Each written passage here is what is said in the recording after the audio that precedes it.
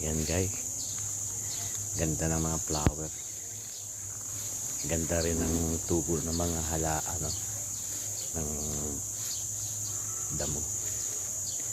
Kaya pumunta tayo dito, kaya kukuha tayo ng dahon ng bayabas.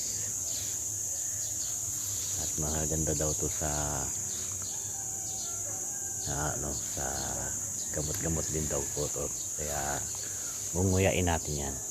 Yan, kukuha tayo ng dahon.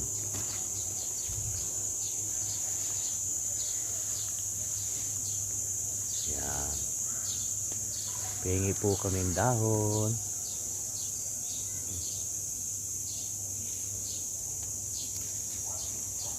May bayabas, oh.